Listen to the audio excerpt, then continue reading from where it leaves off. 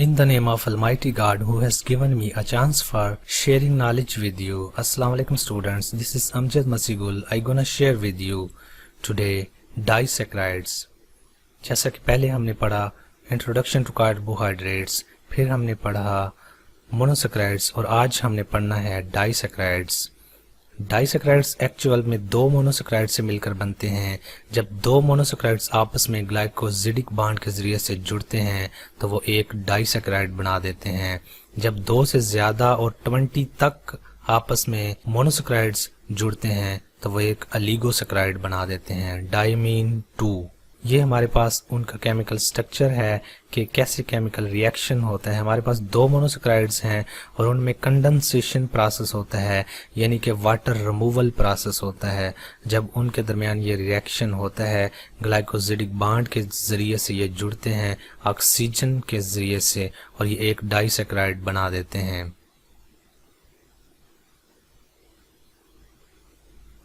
Some disaccharides are reducing sugars, some are not. अगर तो हमारे पास जो दो मोनोसैकराइड हैं उनके एनोमेरिक कार्बन के दरमियान ग्लाइकोजिडिक बॉन्ड बन जाएगा तो वो कम्पैक्टली जुड़ जाएंगे और वो फिर एक नॉन रिड्यूसिंग शुगर बन जाएगा। तो अगर तो एनोमेरिक कार्बन ग्लाइकोजिडिक बॉन्ड बनाने में इन्वॉल्व नहीं है वो एक रिड्यूसिंग शुगर बनेगा। और एनोमेरिक कार्बन कौन से वाला होता है? जो कार्बोनाइल ग्रुप वाले कार्बन के साथ जुड़ा होता है, जो प्रीवियस लेक्चर में हमने पढ़ा था। अब रिड्यूसिंग शुगर्स की और कुछ नॉन रिड्यूसिंग शुगर्स की एग्जांपल्स यहाँ पे लिखी हुई हैं। होमोडाइसैकराइड्स वर्सेस हेटेरोडाइसैकराइड्स।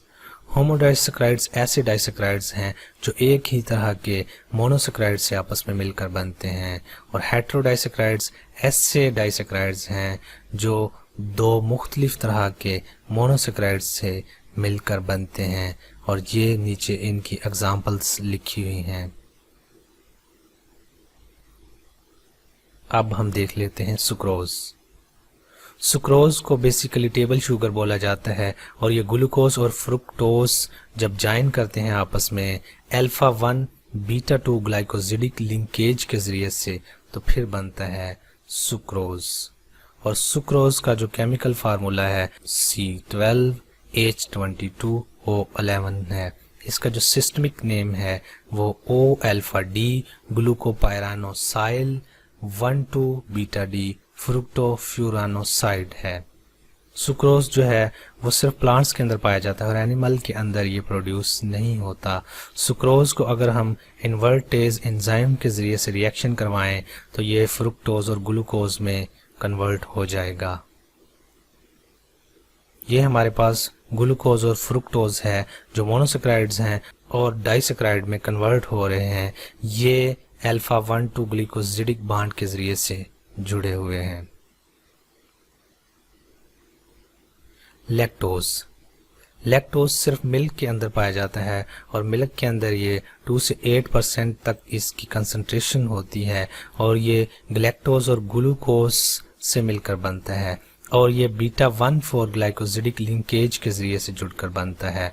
और इसका जो सिस्टमिक नेम है वो O बीटा D गैलेक्टोप्राइनोसाइल 1,4 D ग्लूकोपायरानोस, और इसका भी केमिकल फार्मूला वही है जो सुक्रोज का है।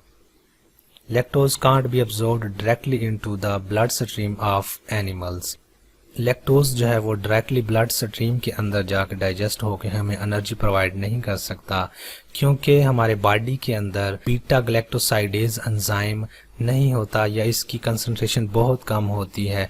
और ओल्ड एज के लोग होते हैं उनके अंदर बीटा गैलेक्टोसाइडेज नहीं होता और बच्चों के अंदर, ये इन्फेंट्स के अंदर बीटा गैलेक्टोसाइडेज होता है।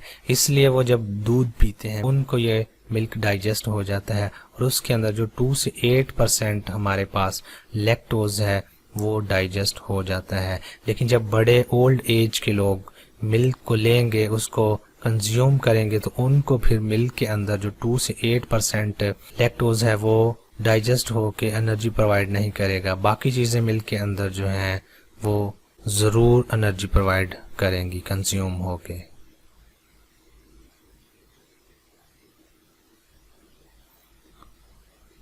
जब हमारे बॉडी के अंदर बीटा ग्लैक्टोसाइडेज नहीं होगा और वर्क नहीं करेगा तो ब्लड के अंदर जो 2 से 8% मिल्क कंज्यूम करने से हमारे पास लैक्टोज आया है, उससे इंटेस्टाइनल पेन शुरू होगी और डायरिया वगैरह हो सकता है। इसको हम बोलते हैं लैक्टोज इंटॉलरेंस।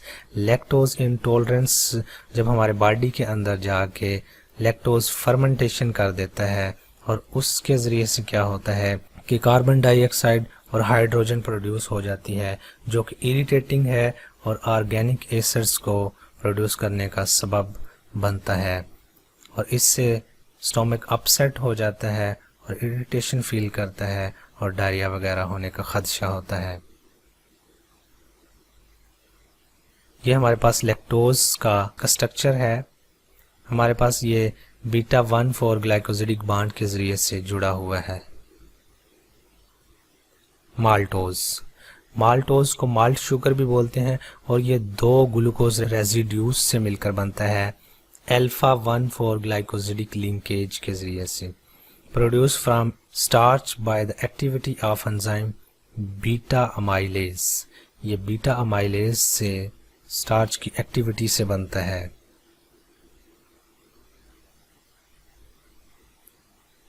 डाइएस्टेट एंजाइम होता है सीड्स के अंदर। जब सीड्स जर्मिनेट करते हैं तो वो स्टार्च को माल्टोज के अंदर कन्वर्ट कर देता है और इस माल्टोज से हम यीस्ट फर्मेंटेशन के ज़रिए से बियर की इंडस्ट्री में यूज़ करते हैं बियर बनाने के लिए।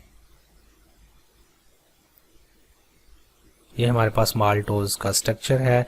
ये अल्फा 1,4 ग्लाइकोसिडिक बॉन्ड के ज़रिए से 2 मोनोसैकेराइड आपस में जुड़कर एक डाइसैकेराइड यानी माल्टोज को बनाते हैं। ट्रिहेलोज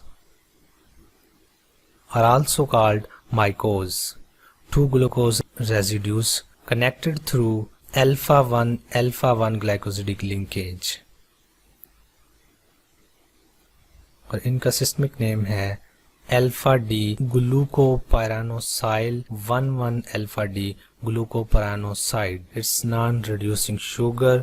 जैसे हमारे ह्यूमन बॉडी के अंदर हमारा जो फ्लूइड है वो ब्लड है और जो इंसेक्ट्स के अंदर इनका जो ब्लड की जगह पे हीमोलिम्फ होता है, इसका ये ट्रिहेलोज जो है इसका पार्ट होते हैं और ये बहुत सारे बैक्टीरिया, फंजाई और प्लांट्स के अंदर भी प्रोड्यूस हो सकते हैं। ये हमारे पास ट्रिहेलोज का स्ट्रक्चरल फार्मूला है। अल्फा 1,1 ग्लाइकोसिडिक लिंकेज से ये बॉन्ड हुआ है। Cellulose. Cellulose is a disaccharide of 2 glucose molecules connected through beta 1,4 glycosidic linkage, reducing sugar since the anomeric carbon atom of second glucose is free. ये reducing sugar क्यों है? क्योंकि इसका anomeric carbon free है। non reducing तब होगा जब दोनों मोनोसैकेराइड के anomeric carbon glycosidic bond बनाएंगे। अब यहाँ पे ये जो 2 मोनोसैकेराइड आपस में जुड़ रहे हैं वो बीटा 1,4 ग्लाइकोसिडिक बॉन्ड बना रहे हैं। और ये बीटा और अल्फा क्या होता है, मैंने पहले वाले लेक्चर में, प्रीवियस लेक्चर में वो डिस्कस किया हुआ है। लेफ्ट राइट का ये फ़र्क होता है कि एक में OH ग्रुप लेफ्ट पे होता है और दूसरे पे OH ग्रुप राइट पे चला जाता है। हमारा जो नेक्स्ट टॉपिक है आइसोमरिज्म ऑफ कार्बोहाइड्रेट्स, उसमें भी हम इन चीज़ों को डिस्कस करेंगे। Thanks for watching. God bless you.